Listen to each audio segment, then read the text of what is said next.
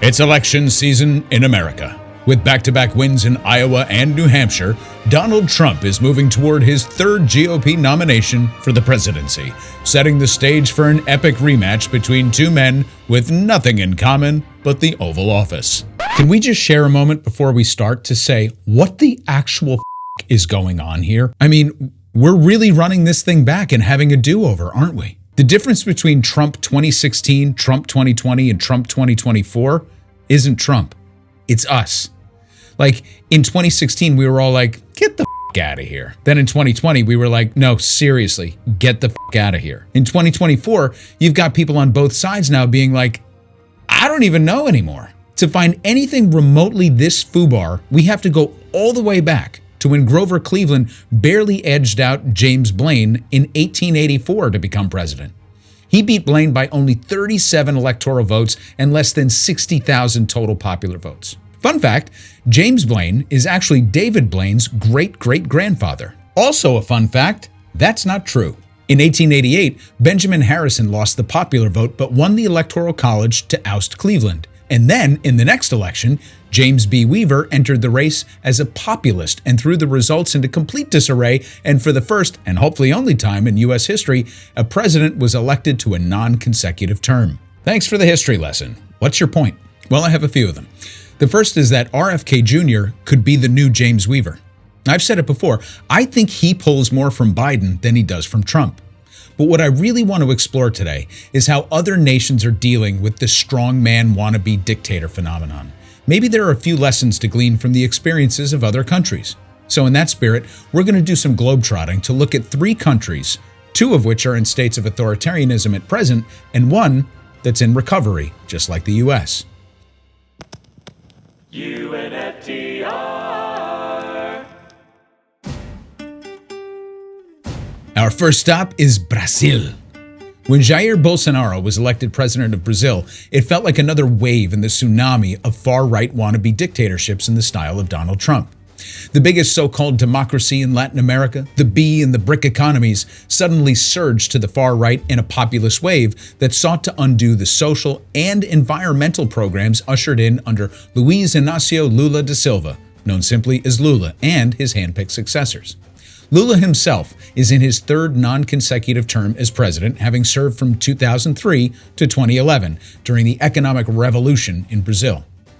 One of the great tragedies of losing political commentator Michael Brooks was his ability to convey the importance of Lula-style social democracy to an American audience. So often we neglect to draw on our natural and vital partnerships with Latin American nations.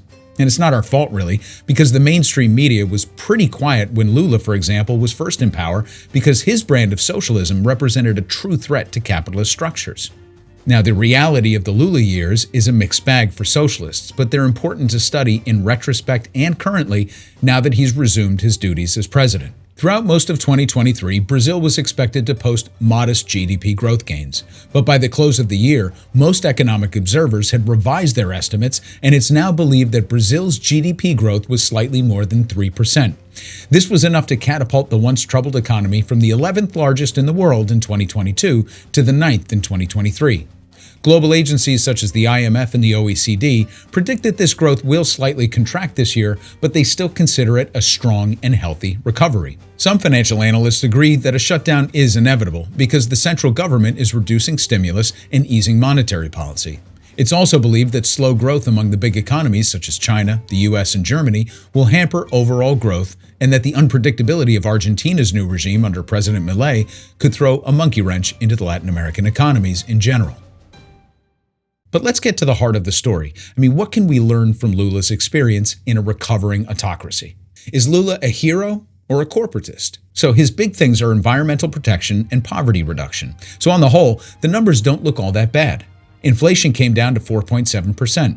Unemployment came down a full percentage. And deforestation was halved from the prior year as well. Now, the former points won him high praise from financial observers, and the markets hit an all-time high toward the end of the year. The latter earned him mixed praise from climate organizations who applauded the slowdown in deforestation, of course, but noted that much of the economic growth was tied to government incentives in Brazil's agribusiness and fossil fuel industry. So carbon emissions are on the rise, even though Lula has publicly stated that he's committed to the complete end of deforestation by the year 2030. So mostly upside, right? Well, hang tight. Let's go to the other side of the spectrum to check out the World Socialist website, which is, well, let's just say some of the writers there are a little less sanguine about Lula's return. Quote, "The government has not offered wage increases this year for the vast majority of the public sector. Only raises in food, health, and childcare benefits, which does not include retirees. After 6 years of frozen wages under the Temer and Bolsonaro governments, most sectors will only receive a 4.5% increase in 2025 and 2026, which doesn't compensate even for last year's inflation. In contrast, Lula announced an increase of up to 27.48% in 2024, 5, and 6 for various sections of the federal police and federal highway police, which constitute a loyal base of support for Bolsonaro." End quote. So it seems like Lula is doing an interesting dance of incrementalism, and there are some similarities that we should pay attention to. It's like Bernie Sanders won the election in 2020, but then ran the government exactly as Joe Biden would. The only difference is that Bolsonaro is banned from running for president until 2030 because of the Capitol riots that he inspired after he lost. See, he took a page from Trump's playbook, except that he fucked around and found out. Payback for putting Lula in jail on charges that were eventually dropped as well. It's just different rules down there. Or maybe not. I don't know. We'll see. Anyway, Lula seems to be a little more cautious than some leftists want to admit. On stopping deforestation, he's beyond reproach. I mean, that's signature Lula. But where he differs dramatically from Biden is in terms of supporting impoverished Brazilians. And then we have to talk about this, right? Because he's reinstituting some of the most popular programs from his first presidency that reduced extreme poverty by orders of magnitude. But he's taking his time reforming the rest of the economy to benefit the bulk of the working class by appeasing the bourgeois old guard that sided with Bolsonaro while wooing large corporations with tax incentives and investments. But he's just starting to learn that when it comes to the corporate class, nothing is ever enough. His approval ratings are improving, with 55% of the population approving of Lula personally and 42% approving of his government. Now, that doesn't sound earth-shattering compared to another guy that we're going to talk about in a few minutes, but it's a vast improvement over where he started. But these numbers are bolstered by those at the low end of the economic spectrum, despite how much time and money has gone into wooing the investor and corporate class in Brazil. Today's Brazil is very different from the one that he left in 2011, with staggering approval ratings of 87% when he left office. Today's Brazil is infected with the same autocratic mind disease. It's like Stockholm syndrome for Bolsonaro, similar to what Trump acolytes suffer from in the United States. Brazil also has an evangelical strain running through it that means that leftists can do no right. It'll be curious to see where Lula's approval ratings go if growth does indeed slow and when the stimulus runs out and Lula pursues a zero-deficit strategy. So I'll leave you with two things to think about before we move on. So the first is that it probably takes longer to recover from an autocratic ruler than we know. I mean, before Trump, we'd have to go back to, somebody get me Heather Cox Richardson on the phone, stat. I guess Andrew Jackson. Don't get me wrong, we've lived through neoliberal assholes like Nixon, Reagan, and Clinton. We've had heavy-handed political figures like LBJ and FDR, big stick-carrying loudmouths like TR. But the design of our republic really did contemplate a balance of power. It was even strong enough to keep Trump's worst instincts in check. But the most fervent and ardent right-wingers in this country got a taste, a hint of what it would be like to have a real strongman dictator in charge. I mean, sure, it was mostly rhetorical, but if this fucking guy can beat all 91 criminal charges against him, clear the primaries, and beat back Biden, he'll be fucking Rocky Balboa. I mean, it'll be Rocky 5, but Rocky nonetheless. Moreover, he'll have set an unbelievable precedent when he just pardons himself. And he'll have his hand-picked Supreme Court in his corner with Crooked Clarence and Hansy Kavanaugh, creepy Coney Barrett, Adolf Alito, Neil Gorsuch-Maddick, and Feckless Roberts. I mean, it's dystopian. The other thing to think about is how Lula is approaching this second turn at the wheel. His first two terms in the aughts were nothing short of miraculous. I mean, the economy exploded under Lula and millions were lifted out of poverty. His administration, though, did benefit from his predecessor's plan to tame inflation, a plan called Plano Real, which worked over time similar to the shock therapy that Carter employed that ultimately benefited Reagan. Then there was the discovery of a massive oil field just off the coast during the oil price boom. But those were conditions that several nations experienced at the time. What made Lula's term special was how he invested the economic gains into special programs and social safety nets for the poor and the working classes. These investments paid enormous dividends and helped supercharge Brazil's economic growth and standard of living, something that I'm not sure that the middle-out, bottom-up strategy of Biden is really adhering to or really understands. Okay, so now let's go over to, where are we going?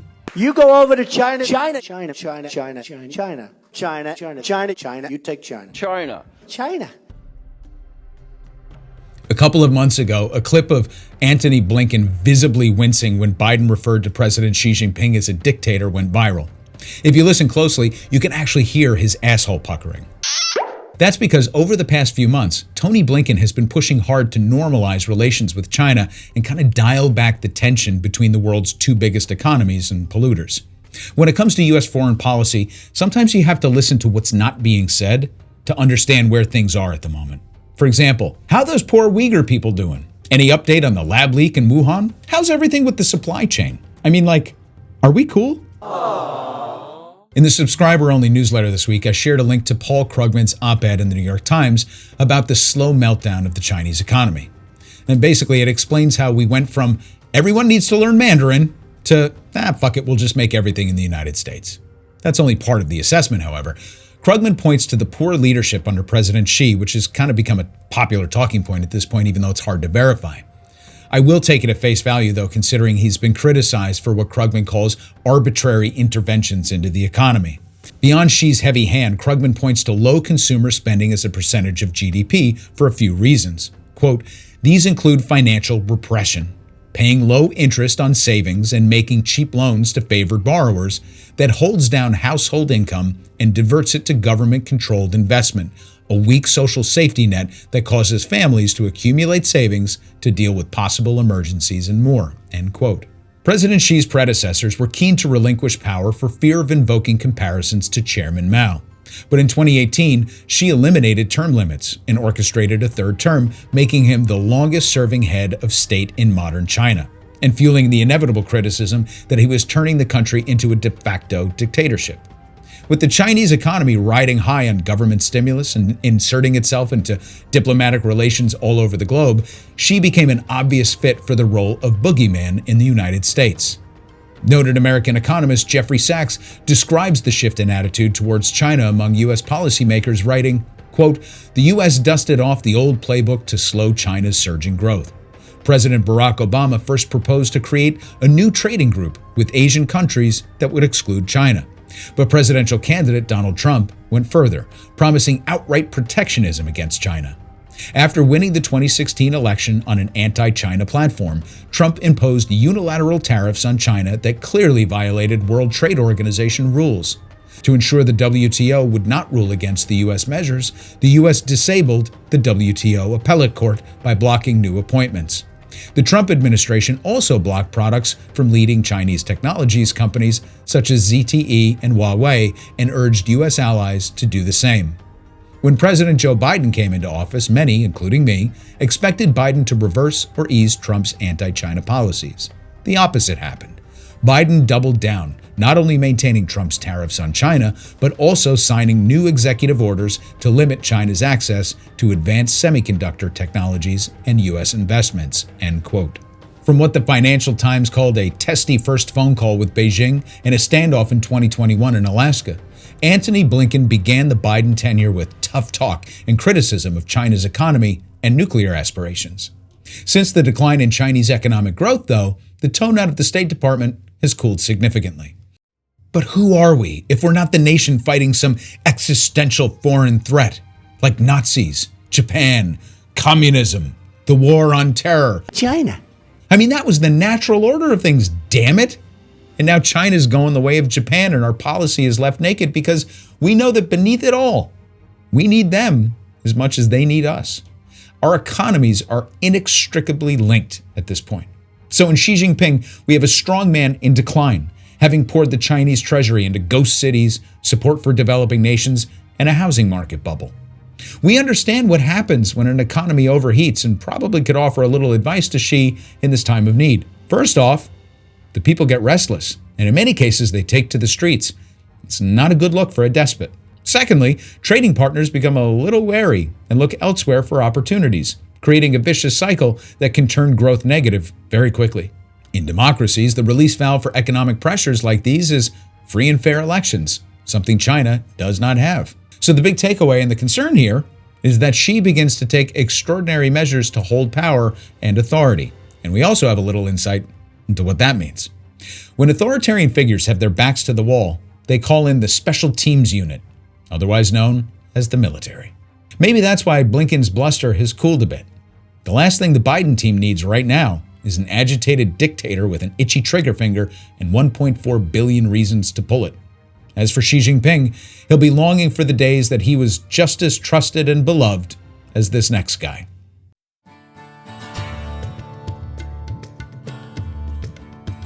When we talk about popular strongmen in the world, there is no question that Narendra Modi has the hot hand. We are home to all faiths in the world, and we celebrate all of them.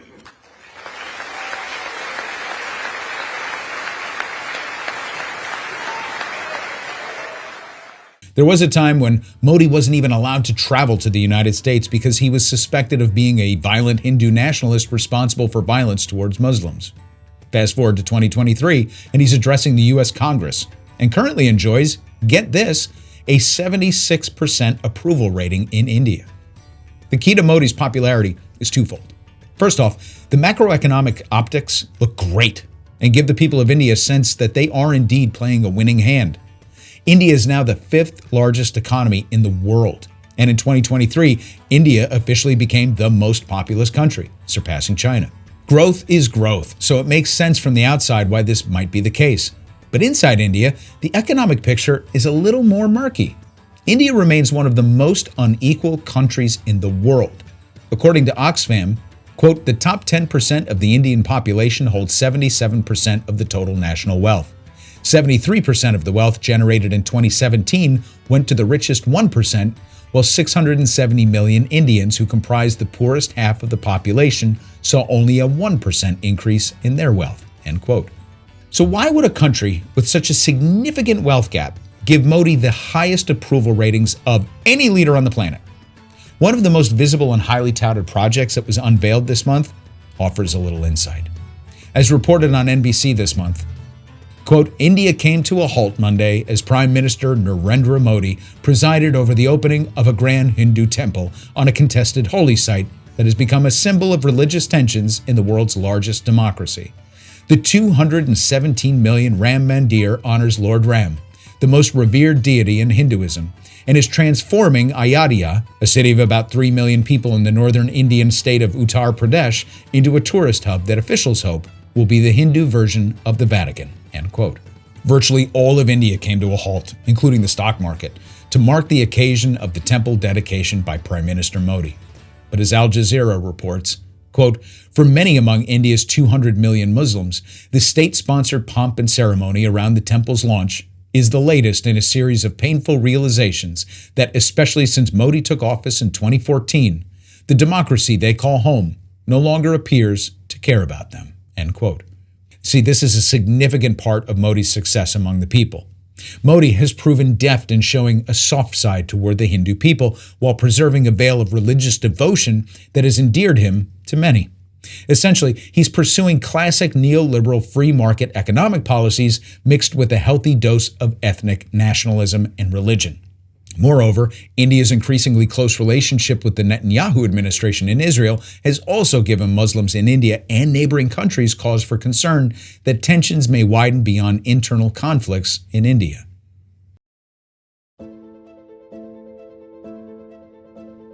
Strongmen have always made for popular figures throughout history. Even in the post-Enlightenment world that saw the death of monarchical rule on most continents, strongmen often rose up during troubled times to wrest control. I mean, the prospect of a second term of an emboldened Trump who might beat the rap 91 times and promise to only take revenge on his enemies as a dictator on day one of his administration is harrowing. Now, don't get me wrong, the United States has been responsible for atrocities throughout the world, but it's maintained a facade of decency and democracy domestically since the Civil War. I say facade because of the unspeakable oppression of marginalized groups that has always existed. But a no-holds-barred Trump holds the prospect of something different from anything we've experienced as a whole in our lifetime. And the only reason that we, as a nation, are even contemplating his return is because we've had a taste of autocracy and we made it through. A hint of authoritarianism. I mean, there's a little bit of, I wonder just how far this will go, curiosity among his supporters for sure, but even among those who are disappointed in Biden. Lula was once the most popular public figure in the world. But because Brazil's elite got a taste of dictatorship under Bolsonaro, and the bourgeoisie lived to tell about it, it's now emblazoned on their subconscious. And so Lula struggles to reach his former heights, all the while making concessions to a subset of the population that will never really accept him. Xi Jinping is entering wildcard territory as he realizes the limitations of unlimited spending set against declining birth rates and a contracting economy. Would-be dictators looking to hold on to power make very bad decisions. So it's little wonder why Blinken and company have done an about-face and flinched when Biden went off script and forgot that we're supposed to be friends now. When Trump was president the first time around, Narendra Modi went out of his way to praise the Donald and develop a close relationship with him. While it paid few dividends at the time for Modi, the Donald is now walking into a vastly different world and may very well look to cozy up to the popular Modi. The shared playbooks of strongmen and dictators are remarkably transparent when you view them from the outside. It's when it unfolds in front of one's eyes that it's difficult to see. Couldn't happen here. Those aren't real democracies. We have checks and balances, structures and systems. No one person is above the law in the United States. Right? Right?